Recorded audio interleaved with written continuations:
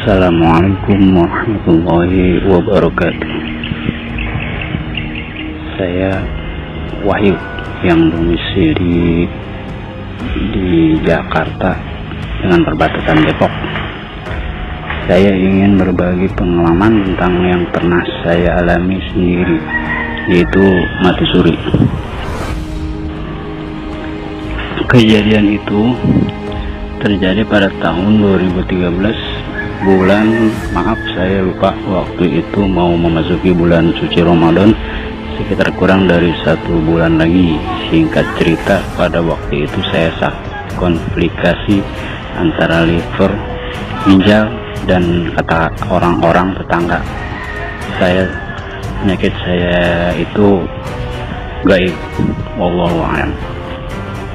Akhirnya saya dibawa ke rumah sakit terdekat di Jakarta Selatan, dan saya pun ditaruh atau diletakkan di ruang unit gawat darurat karena tidak dapat tempat di ruang yang khusus. Maklum, kami keluarga yang sangat sederhana. Setelah saya dibaringkan di ruang UGD dan saya mulai tidak sadarkan diri atau tidak ingat kerabat, teman, bahkan orang tua saya sendiri tidak ingat sama sekali. Kondisi badan saya kala itu sangat panas sekali dan saya mulai diinfus. Kemudian saya sudah tidak sadarkan lagi atau disebut koma atau entahlah. Menurut tetangga saya, katanya sudah tipis atau sudah tidak ada harapan untuk hidup lagi. Wallahu a'lam. Kejadian aneh. Lalu samar-samar saya melihat sekeliling penuh dengan orang yang terkapar di rumah sakit. Dan saat itu bahkan saya melihat jasad saya sendiri dari atas karena badan saya seperti menggantung. Saya perhatikan jasad saya sendiri terbujur kaku. Dan saat itu saya pun diajak dengan 2 orang asing yang tubuhnya tinggi besar. Lalu saya dibawa olehnya ke suatu tempat yang sepi, sunyi, tanpa ada orang, seperti lorong yang menembus.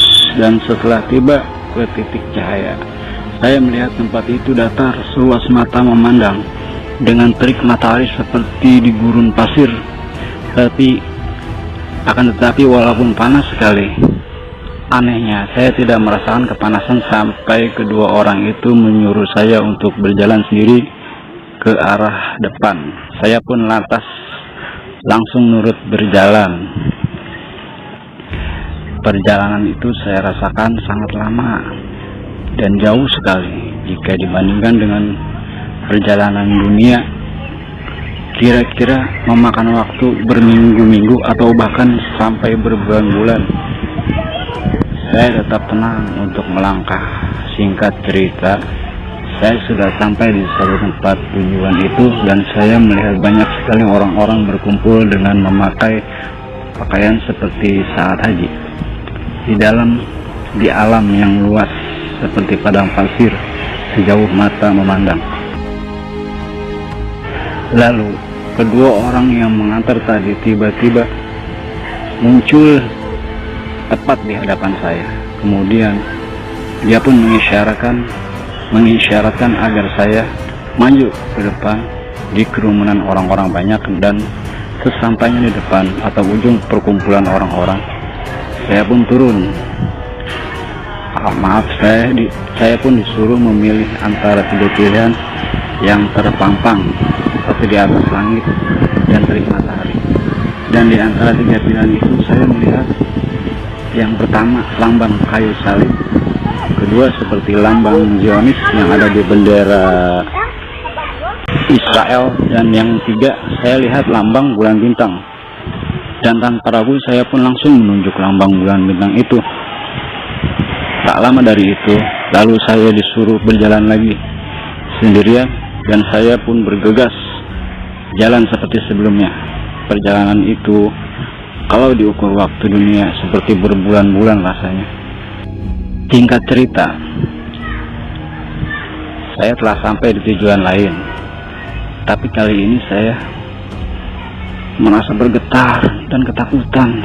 Sampainya di sana, tiba-tiba saya disuruh berhenti di situ. Lalu datanglah keempat orang yang saya tidak tahu entah, dan tiba-tiba ada suara dari langit seperti halilintar hingga jantung ini berdetak begitu khas.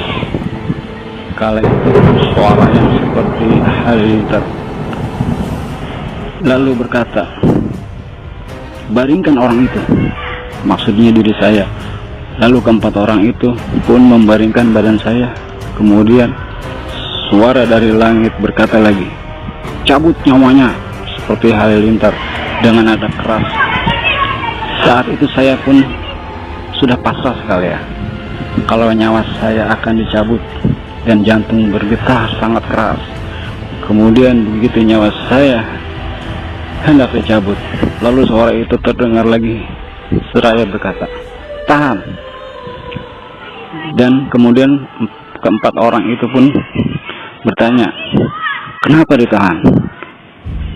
Suara yang terdengar dari langit berkata, "Masih ditangguhkan."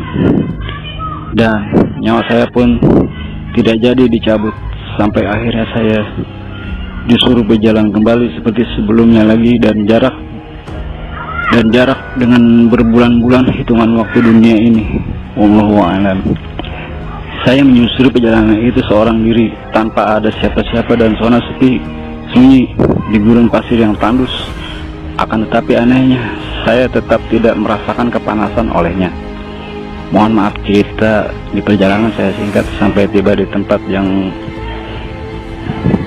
begitu damai, asri, dan tentram.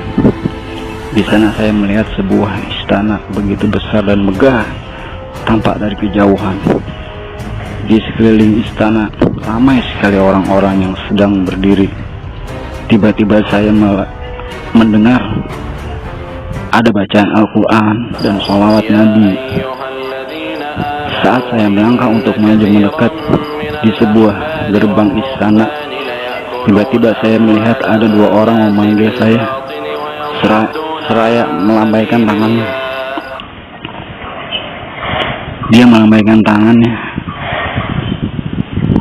lalu saya pun melangkah untuk menghampirinya, karena terdengar suara orang-orang memanggil,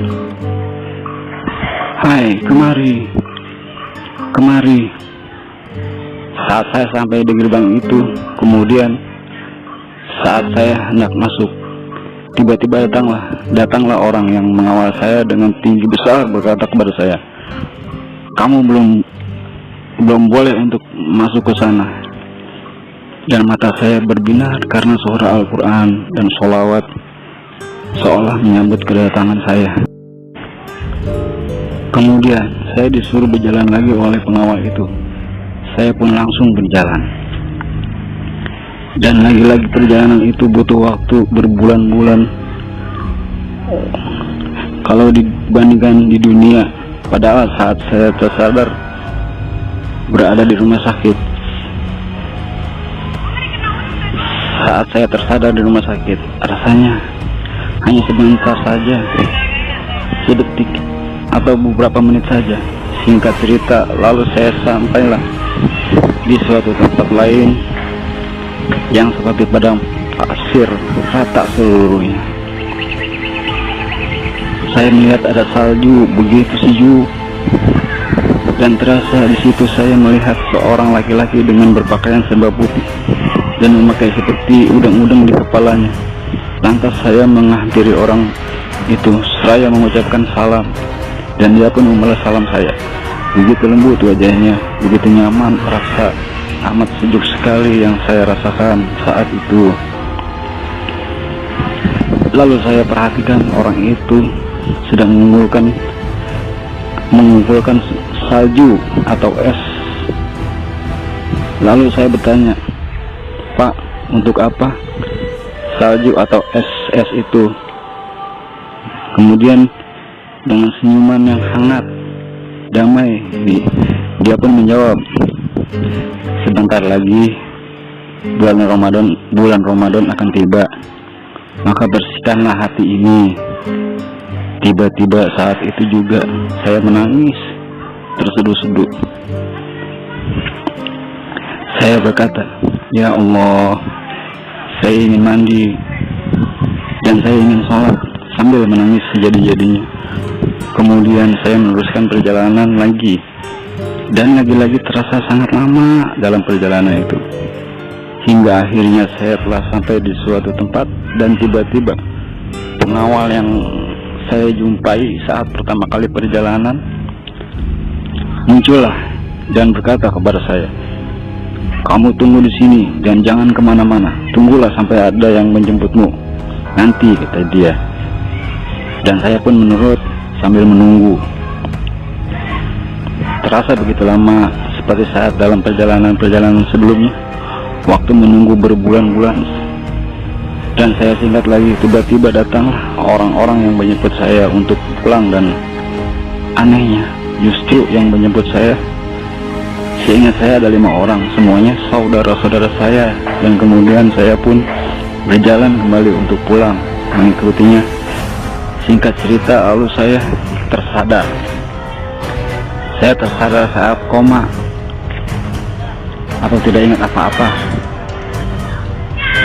Mata saya terbuka, kemudian saya merasakan dari ujung kaki sampai ujung rambut saya seperti ada es dingin sejuk sekali. Akhirnya alhamdulillah saya langsung minta pulang, dan kemudian akhirnya saya dibawa ke rumah. Saat itu juga alhamdulillah penyakit yang saya derita hilang perlahan-lahan.